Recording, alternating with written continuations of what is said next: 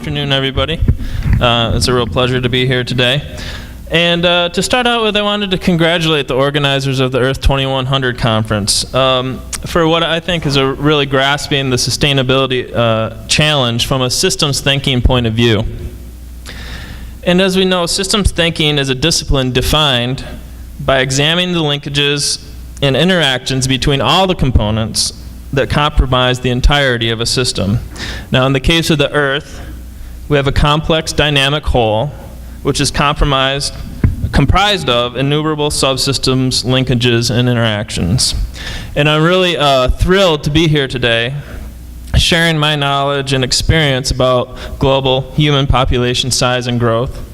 And I really think it's the wisdom of the Earth 2100 organizers that is to thank for this opportunity.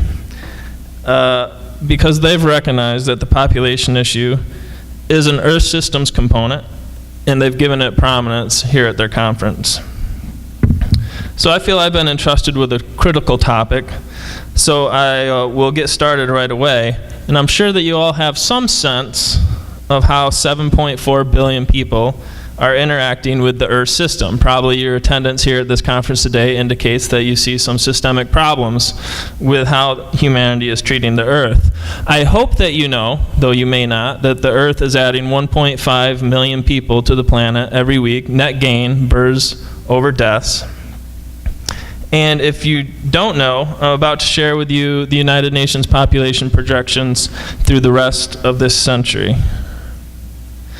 Now, there is some real profound variability in these projections that we're going to get into.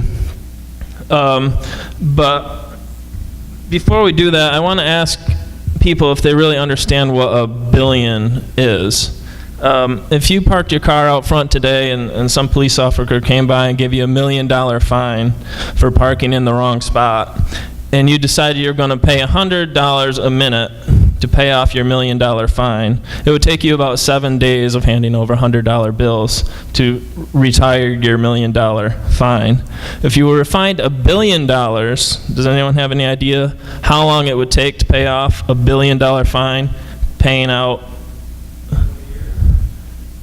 Excellent guess. Yes, 19 years to be exact.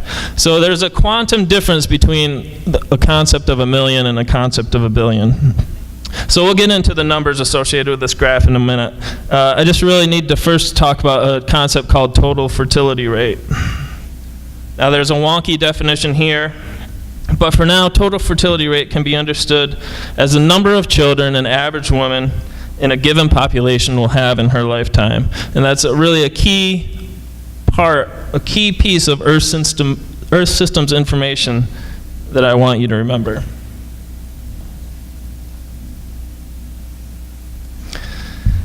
So back to this profound variability we have in these projections. The medium projection, what the United Nations thinks is most likely to happen, is that starting from today at 7.4 billion, by the year 2100, the planet will be home to 11.2 billion people. Now keep in mind that in 1990 the population was 5.3 billion, in 1950 the population was 2.5 billion. That's the total population for the planet on those dates. And the medium variant then shows a global population of 9.7 billion by the year 2050, and then going up to 11.2. So those are increases of 2.3 and 4 billion by the year 2100. The high variant shows a projected population of 16.5 billion by the end of the century. So that would be increases of 3.4 billion by the year 2050 and a whopping 9.1 billion increase by the year 2100. But what I really want to talk about today is this very interesting and important low variant population projection, which shows an end to population growth by the year 2054, peaking out at 8.7.2 billion, and by 2100, will actually have decreased back down to 7.2 billion, which is 200 million fewer than today. Now keep in mind that the total fertility rate of the planet right now is about 2.5. So on average, women in the world today give birth to about 2.5 children. And with that in mind, we're going to look at some of the fertility rates that are associated with these various projections. And the takeaway here is that seemingly marginal changes in global fertility have profound implications for global demography. The high fertility rate is 2.7 and the low is 1.75. So basically what I'm trying to convey to you is that the difference between the end of population growth in the 2050s or ongoing rapid growth into the 22nd century is basically a half a child difference in global fertility. A very key piece of Earth system information. And so this is all to say that the most critical factor in determining the future size of the human population are the family size decisions being made today. And this is where I want you to really pay attention.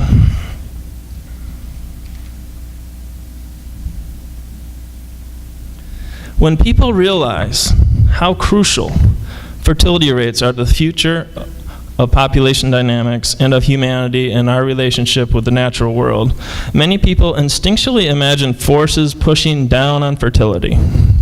It's sort of natural, I guess, because many people over the years have imagined this, the mental construct of we need to push this fertility down. And what that produces are notions, well, I'm going to create a law that you can only have 2 children, or I'm going to fiddle around with the tax code and punish people financially if they have more children than I think they should. And you get the one-child policy of China, and you have human rights violations. And essentially what you end up with is this notion of population control. And I really want to eliminate that thought from your head today. Population control is not sustainable, it's not ethical. It is arguably anti-woman. It certainly will impede real progress towards solving the population and sow division in the activist community. And I believe ultimately will lead to the failure to solve the population issue. So what I really want to teach you about today is that the way forward is to adopt a completely different mental picture of what we're trying to accomplish, which is a sustainable living scenario between humanity and the planet. So, what's really happening here is that there's a scaffolding that's keeping fertility rates elevated. And to work on the population issue today is to work progressively and sustainably towards disassembling this scaffolding.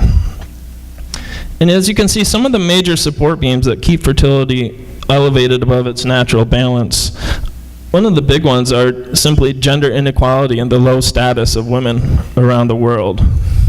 You could think of this in the United States or the Western world as women tend to make 75 cents on the dollar as men do. In many developing countries, cattle often have slightly more social status than women. Lack of education, especially for girls, is a huge problem. We have issues like gender-based violence, genital mutilation, and child marriage. All these things are very important factors that significantly contribute to high fertility and population growth. Why? Simply because they rob women of social power, self-determination, and true choice in how many children to have and when. So as you start to weaken and eliminate these problems, along with expanding access to family planning information and services, you are subverting that artificial scaffolding. And once you destroy this scaffolding, global population will stabilize and start a gradual decline sooner rather than later. And I don't have any doubts that the natural world would applaud this, as will the individuals around the world benefiting from strengthened human health and human rights. And I just wanted to make a special note around family planning and unrestricted access to contraception and the unhindered agency to use a preferred method of contraception. In this day and age, things like misinformation about side effects, lack of knowledge around the benefits of small family size, and religious or male opposition to contraception are the major barriers to contraceptive use around the world. That is why my organization, Population Media Center, produces mass media entertainment programs that role model social norm changes around access to contraception and the agency to use it. We focus our efforts on elevating the status of women, educating people about the benefits of small family size decisions, and promoting gender equity.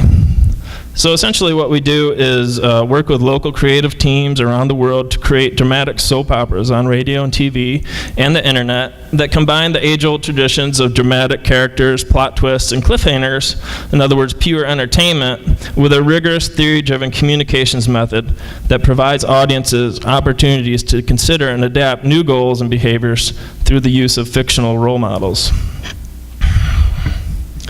And this is in line with the program of action of the International Conference on Population and Development, which noted that governments and NGOs and the private sector should make greater and more effective use of the entertainment media, including radio and television soap operas, to encourage public discussion of these important but sometimes sensitive topics. So I hope that I've just given you a crash course on how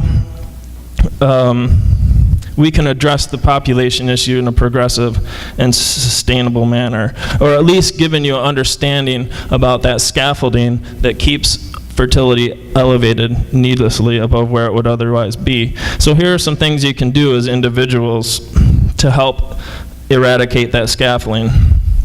Anytime you have an opportunity, support politically or financially increased international family planning, financing, and aid.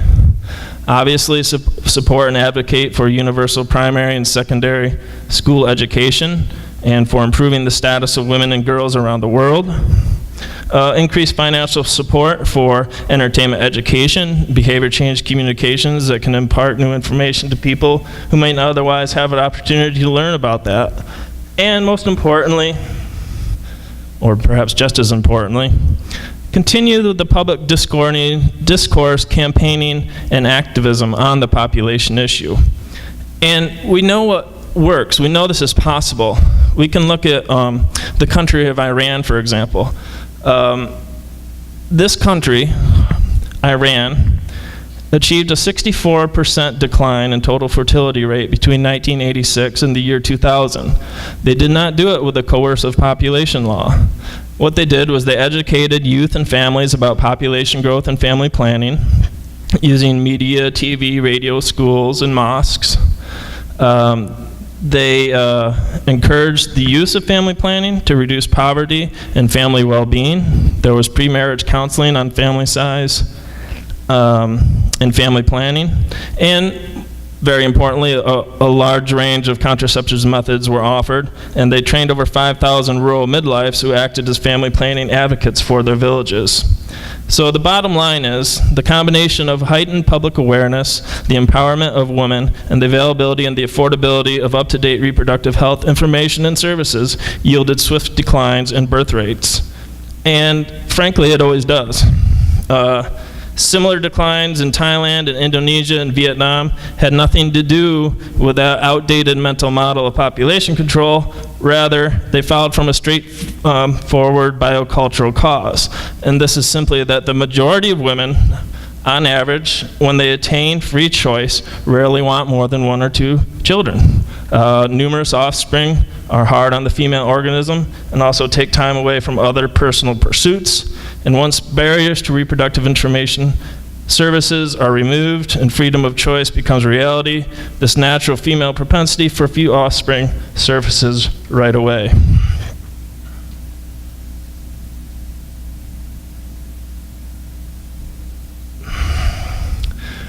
So, hopefully I've taught you something.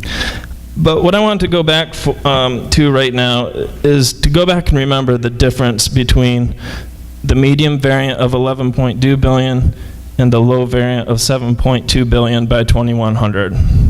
And I want to show you really what's at stake right now for the Earth systems here in this proposition.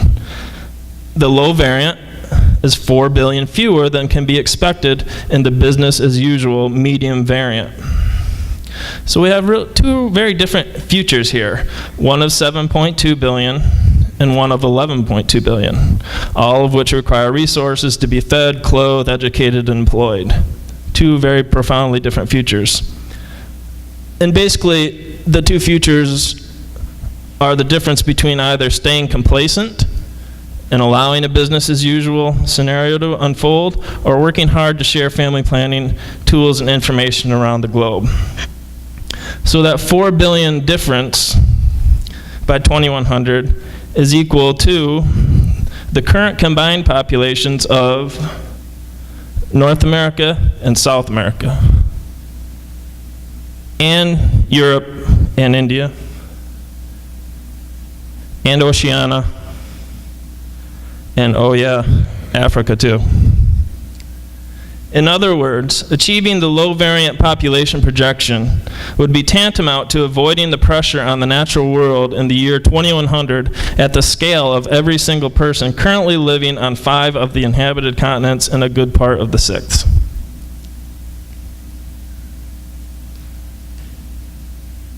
I'm fairly confident that the gravity of this proposition has not been lost on you. It's a serious attention which deserves your unrelenting attention. So, to sum up, the population issue is amenable to solving. The best way to solve it, and I would argue the only way to solve it sustainably, is by adherence to a human rights enhancing agenda, while keeping your passion for the rights of other species to exist strongly in your hearts and consciousnesses. Do not be simple-minded and alienate yourself by adopting some sort of conceit that population is the only issue that matters. That is far from the truth and does nothing to unify the activist community. Rather, it's been proven to sow division, misunderstanding, and resistance to the cause. In fact, a perfect point of view here, a new government in Iran now has reversed the previous family planning initiative because they want to date the 800-pound gorilla Brian was talking about earlier. They want to boost their economic growth. So this shows that economic systems that require growth to function cloud the minds of leaders and create unsustainable reactions. And now that Iran has adopted a pro-natalist policy, so to speak, what do you think they're doing? They want to ban women from going to college. Just last week, they passed a law that's going to make it illegal for women to work full-time. And they are slowly but surely taking away contraceptive choice and access. So, in this example of Iran, we can see right off that it's not just the population issue that needs solving, it's a pro-growth ideology that needs solving, it's a profit before planet issue that needs solving, and it's a human rights issue that needs solving. On the other hand, please don't accept the other conceit that population is not really a legitimate piece of Earth systems information, or that it's a distraction, or that population cannot be addressed progressively, or that the population issue will solve itself. These are all demonstrably false. Many people believe that because population has been controversial in the past, it should just be ignored, too difficult to work on, and that's also false. So be firm but open-minded on this issue. And I guess I would conclude by saying, above all else, for every moment you spend talking about the legitimate problems posed by human population size and its current ongoing rapid growth, please spend 3 moments talking about population stabilization and gradual decreases as part of a common sense solution to the sustainability challenge. Population is actually a contributing solution towards our problems. Emphasize that this solution is in line with the highest aspiration of our species, an intelligent species having foresight, compassion for both others of our kind and the other than human world, and finally the ability to think as systems thinkers and consider the linkages and interactions between all the components that comprise the entirety of a system. Thank you.